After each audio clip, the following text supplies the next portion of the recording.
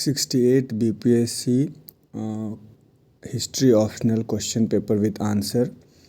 ये एग्ज़ाम मैंने भी अटेम्प्ट किया था। तो पहला क्वेश्चन है कि किसका यह मानना है कि रामायण का मुख्य विषय दक्षिण भारत पर आर्य संस्कृति का विस्तार ही है।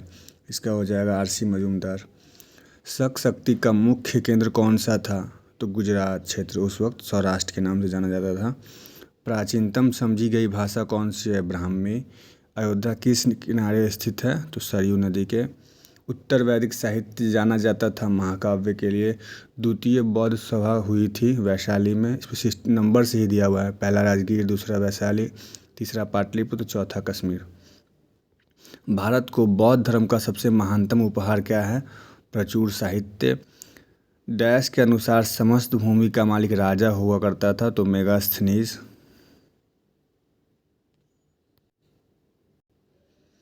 मौर्य के सिक्कों में किसकी छाप होती थी? मोर। किसके शासनकाल में कुषाण साम्राज्य अपने शीर्ष पर पहुंचा? कनिष्क। बौद्ध धर्म को किसने एक विश्व धर्म बनाया? अशोक। दक्षिण भारत के साहूकारों का नाम क्या था? चेट्टी।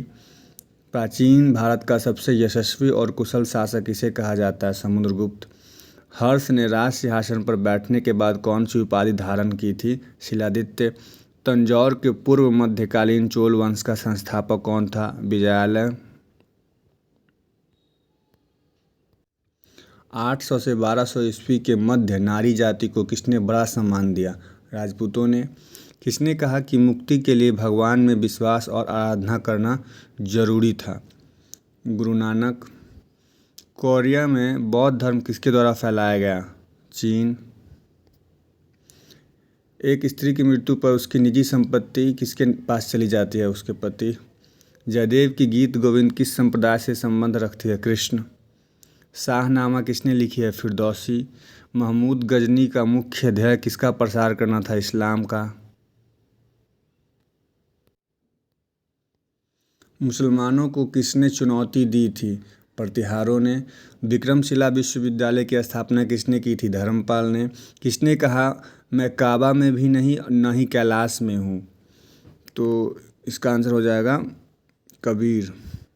आदि ग्रंथ सिखों की बाइबिल को किसने संकलित किया था? गुरु अर्जुन देव। पुरी में जगन्नाथ मंदिर को किसने ध्वस्त करवाया? फिरोज शाह तुगलक। सल्तनत काल के दौरान धार्मिक विभाग का अध्यक्ष कौन होता था? सद्र उस सुदूर। दिल्ली सल्तनत के दौरान जो स्थापत्य कला समृद्ध हुआ उसे कहा जाता था इंडो मुस्लिम स्थापत्य कला।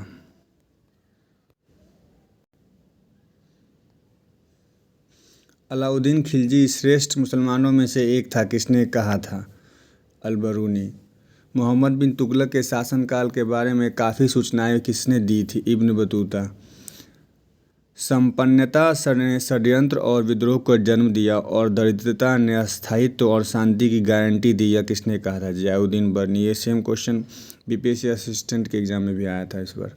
किसके शासनकाल में जजिया ब्राह्मणों से वसूली गई थी? फिरोज शाह तुगलक।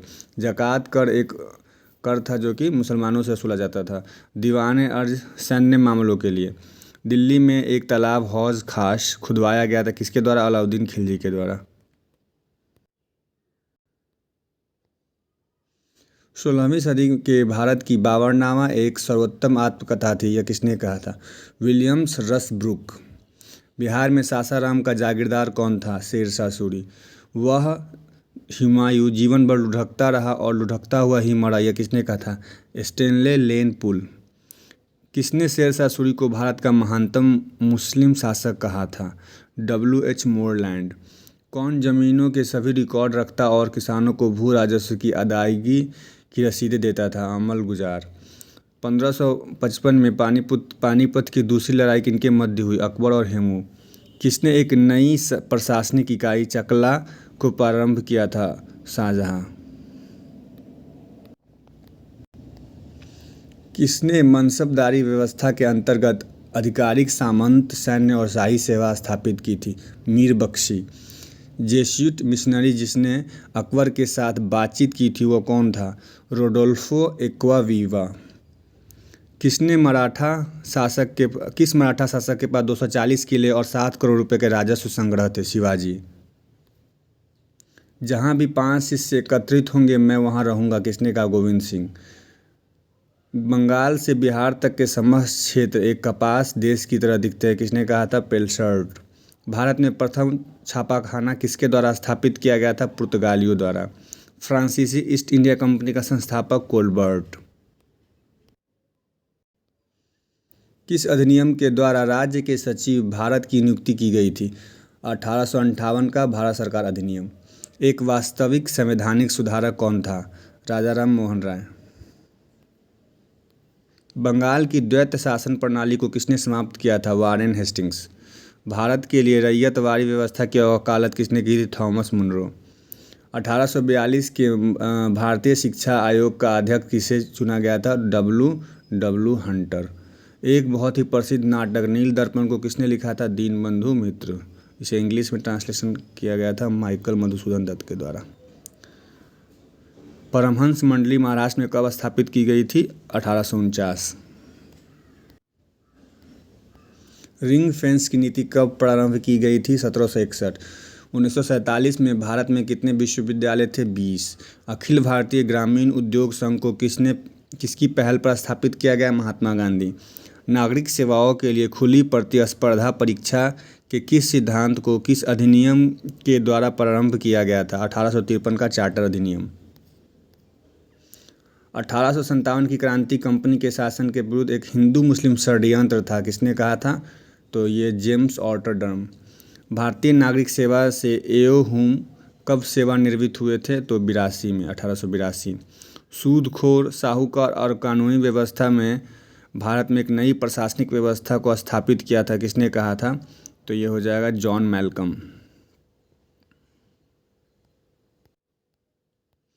धन के प्रवाह के प्रश्न को प्रथम बार किस भारतीय राष्ट्रवादी ने उठाया था? दादा भाई नौरोजी। किसने तिलक को भारतीय अशांति का जनक वर्णित किया? Valentine Chirol. बिना प्रतिनिधित्व के कर नहीं किसके द्वारा कहा गया था? सुरेंद्रनाथ बनर्जी। 1918 के मॉन्टेस्क्यू चेम्सफोर्ड सुधार प्रस्तावों को किसके द्वारा अपर्याप्त, असंतोषजनक एवं निराशाजनक कहा था? तिलक। किसने एक अंतर्राष्ट्रीय घटना का स्वतंत्रता संग्राम पर बृहत्तम प्रभाव पड़ा था? तो फ्रांसीसी क्रांति 1789। 1916 में उग्रवादियों की कांग्रेस में वापसी को किसके दबाव पर अनुमति मिली थी? विश्व की घटना और जनमत दोनों। 1927 में कांग्रेस ने साइमन कमीशन के बायकॉट को लेकर किसके सभापतित्व के अंतर्गत निर्णय लिया? एएम अंसारी। गोलमेज सम्मेलन के प्रस्तावों के आधार पर ब्रिटिश सरकार द्वारा क्या किया गया? 1935 के भारत सरकार अधिनियम का विधिकरण। प्रथम भारतीय नागरिक सेवा की परीक्षा इलाहाबाद में 1922 में। किस आंदोलन का मुख्य ध्येय मानवीय राहत और सामाजिक कार्यों को जारी रखना था? Servants of Indian society. British सरकार ने भारत को समझा एक दूध देने वाली गाय। नेहरू का यादगार भाषण भाग्य के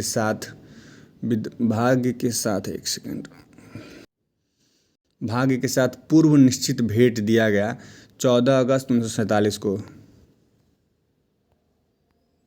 12वीं सदी के बाद लंबी दूरी के व्यापार का पुनरुत्थान। ये बहुत लंबा स्टेटमेंट है, इसका आंसर मार्क ब्लोच हो जाएगा। भौगोलिक खोज सहायक थी, तो वाणिज्य और व्यापार, इसका ऑप्शन सभी हो जाएगा, ऑप्शन डी। ये लंबे लंबे स्टेटमेंट है, इसके आंसर से मैं डायरेक्ट बोल देता हूँ। इसका आंसर हो जाएगा पूंजीवाद। और चार्टिस्ट आंदोलन, इसका हो जाएगा ग्रांट और टेम्परले। क्रांतियाँ मूलतः 1815 से कंजर्वेटिव नीतियों की कठोरता और त्रुटियों के विरुद्ध थी, यह कहा था किसने? Walter Phelps hall. अमेरिकी स्वतंत्रता संग्राम किसके द्वारा समाप्त हुआ था? तो पेरिस की संधि के द्वारा। और ये इसका कौन सा हो जाएगा? Carlo M Cipolla. इसका हो जाएगा नेपोलियन बोनापार्ट। श्वेत मनुष्य पर भार के सिद्धांत का महान प्रवक्ता रुडयार्ड किपलिंग। चीनों में मुक्त द्वार की नीति किसने अपनाया था? तो ये हो जाएगा अमेरिका। 1894-95 किस संधि के साथ चीन जापान युद्ध समाप्त हुआ? शिमोनोसेकी की संधि। अपने भौतिक हितों के लिए किस देश ने भव्य अलगाव की नीति को अपनाया था? ब्रिटेन। 1912 और 1913 के बाल्कन युद्ध ने यूरोपियन युद्ध की प्रस्तावना थी, यह किसने कहा था? सी.डी. हैजन। ख्रुश्चेव ने किस रूसी नेता के व्यक्तित्ववाद और व्यक्ति पूजा की आलोचना की थी? स्टालिन। किस क्रांति ने ज़ारशाही को घुटने टेकने के लिए विवश किया था? 1917 की रूस की क्रांति। किस अमेरिकी संस्था ने लीग ऑफ नेशन में शामिल होने को अस्वीकार किया? सीनेट। इसका हो जाएगा इंडोनेशिया सोशल डेमोक्रेटिक एसोसिएशन। इसका चीन कम्युनिस्ट पार्टी हो जाएगा। इसका अरब लीग हो जाएगा। इसमें क्रय शक्ति का मौलिक कुवितरण।